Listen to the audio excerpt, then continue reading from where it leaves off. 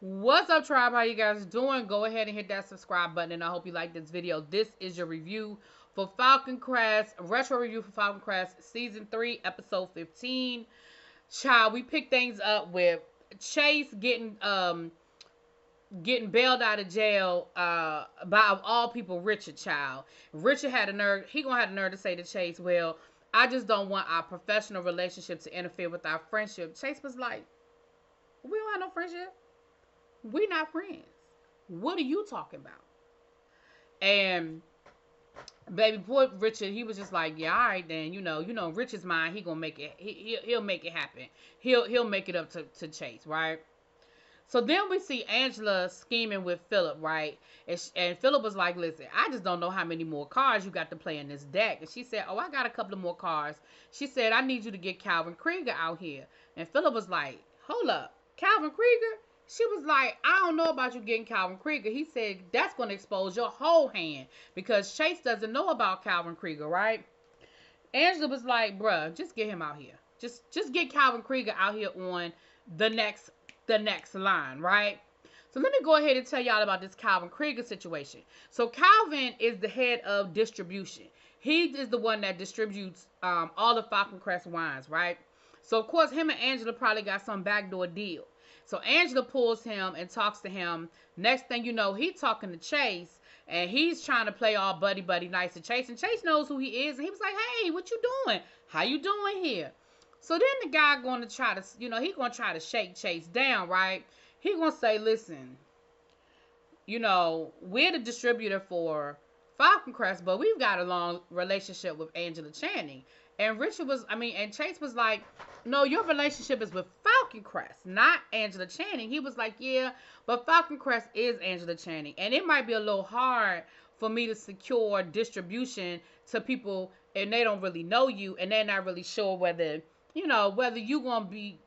whether Falcon Crest is going to have the same level of quality wine that we knew we were going to get when Angela Channing was in charge, right?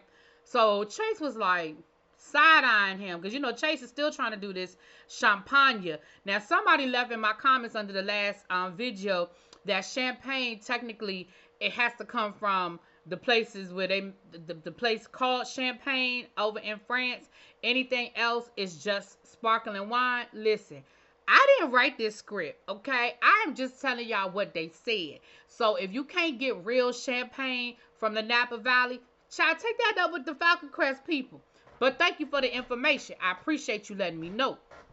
But I gotta just tell the storyline the way it happened, okay? So he's still trying to get the champagne thing working.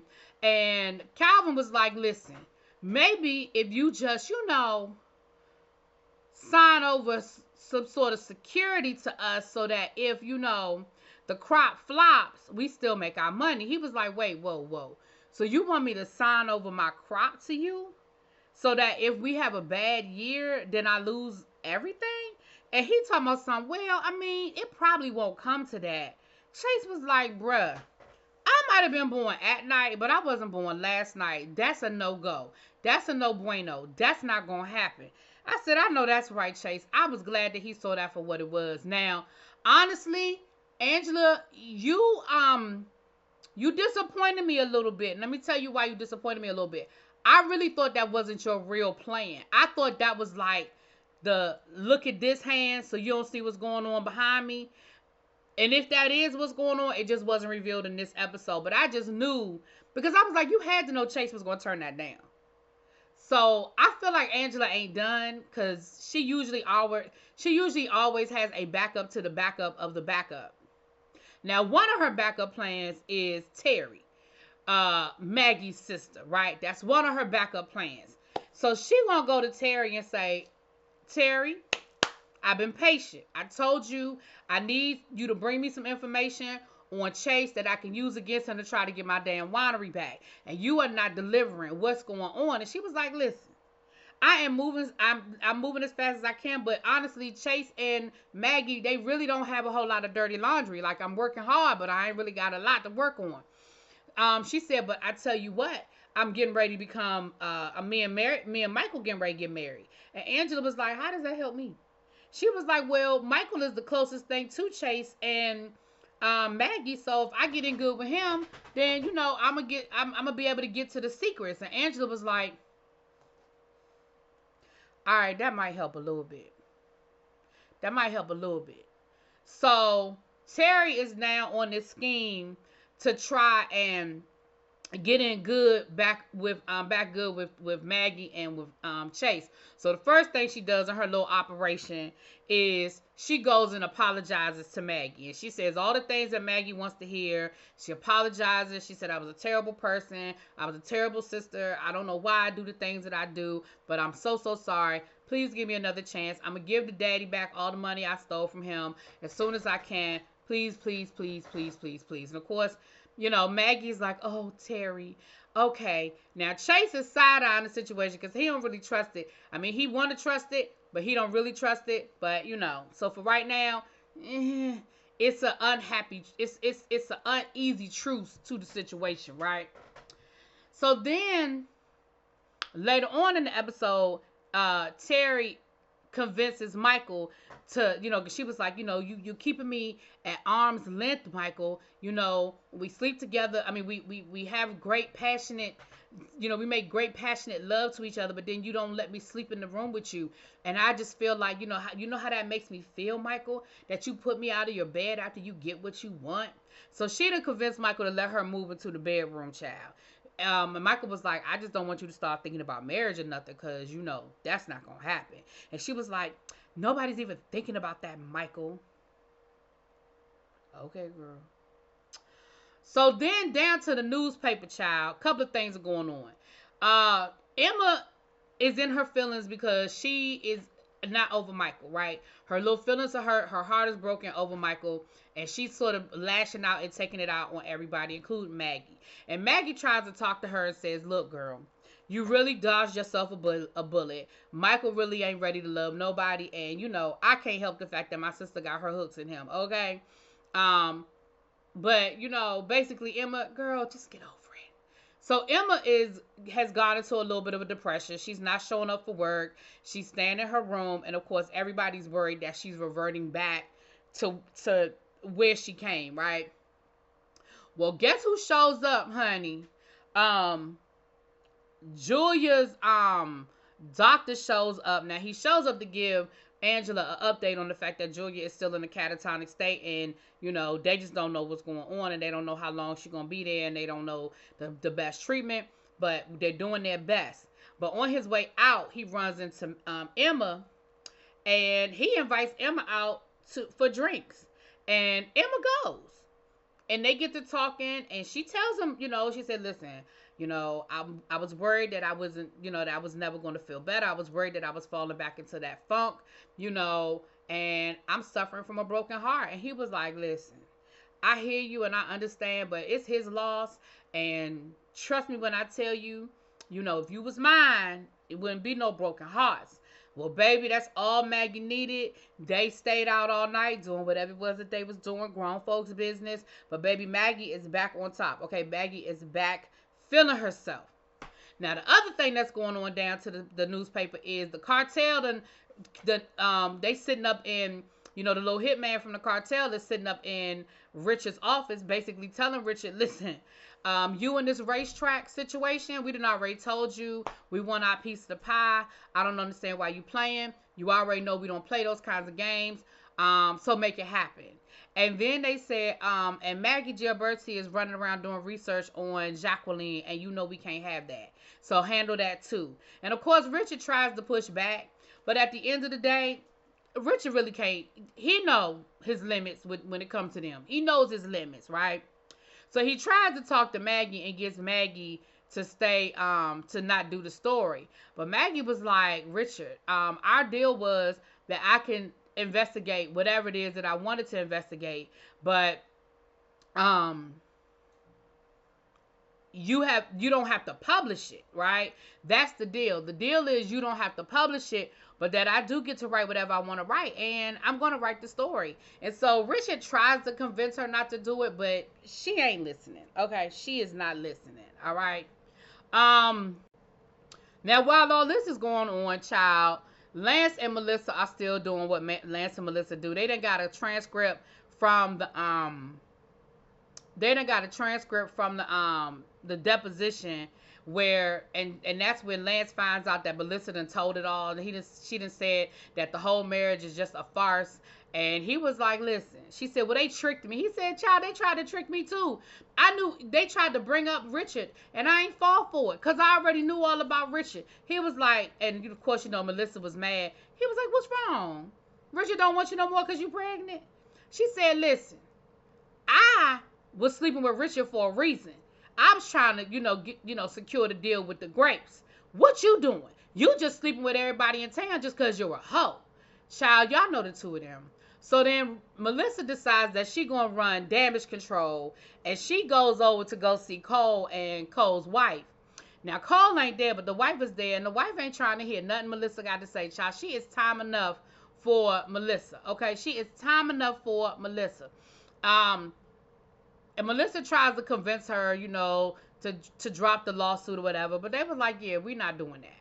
So they go to see their lawyers, Cole and his wife. They go see the lawyers, and the lawyer said, "Listen, it looks good, but it's not a home run yet. It's not a home run yet. We still got a long way to go, but it definitely looks good." And they also found the original results from the DNA test, which clearly show that Cole is the daddy and not Lance.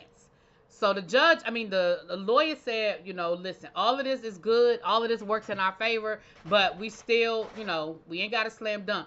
I've been saying all along that if they were trying to get joint custody, they probably would be in a better position, or at least even visitation. I know that's not ideal because Melissa can't be trusted, but I don't know. Trying to get full custody, I just think is a high bar. But moving on. So, down to the hospital, the sheriff walks in there clutching his chest, and he passes out. He needs this surgery that they've been telling him he needed for the last, however many episodes. So, he finally agrees to do it, even though he's about to die. But he says he wants Michael to do the surgery. Now, Michael tries to tell him, look, bro, I have not performed the surgery in years. I'm not your best option. But he says, you're the only person I trust. I'm not going to sign off on the paperwork unless you agree to do it. So Michael tries to do the surgery. He goes into the into the surgery room. But baby, he freezes up. He can't steady his hand to cut. And finally, the other doctor has to take over. And when the sheriff wakes up, Michael getting ready to come clean, and the doctor tells him, now ain't the time to tell him what really happened. Let him feel better, and then we can let him know that I'm the one that did the surgery and you didn't. But at the end of the day, he alive. And he was like, and whatever you got going on in your head, whatever your issues are, baby, I need you to get them taken care of. Because we can't keep putting, patients at risk because, you ain't got your ish together. Okay? Now, Richard went to go visit Emma, because he wanted to know what's going on with Emma. This before she went out on a date and stuff. And Angela lets him know that Emma ain't available. And Angela also lets him know, listen, because he says, well, he basically is trying to, talk nice to Angela. Angela's like, I ain't here for all of that. Like, I'm not Chase. You ain't going to sweet talk me. You ain't going to, all of that. I ain't Chase, and I ain't going for it. Then Angela goes to visit Chase to let Chase know, you really are in over your head with Richard. You can't handle him. You can't handle Richard. You need to let me, we need to work together. Let me back in the Falcon Crest, and we can go ahead and we can make it happen. And basically what Chase said to her was, if you got so many resources, you can use them without being in Falcon Crest. Do what you got to do.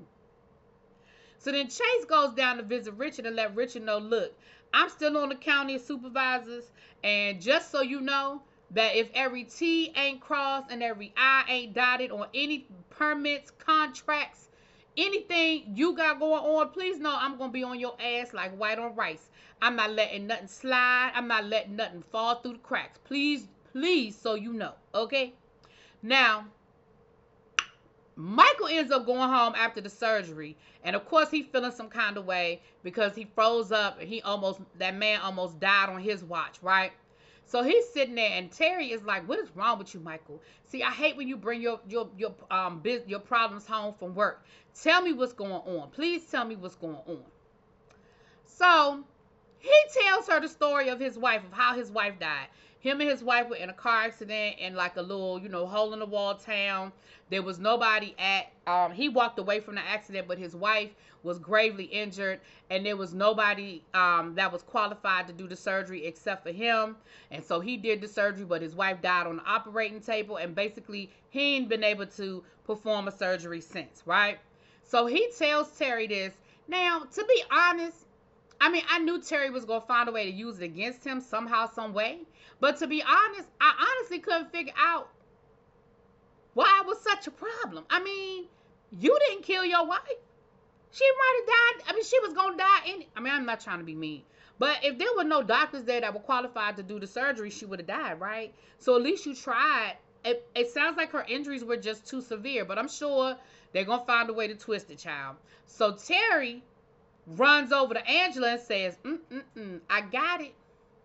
I know what makes Michael tick. I know his Achilles heel. And now we got our in. We got our way to get in. And of course, Angela was like, that will do, right? Now, in the last 5 minutes of this episode, I was so proud of Chase. And let me tell you why I was so proud of Chase.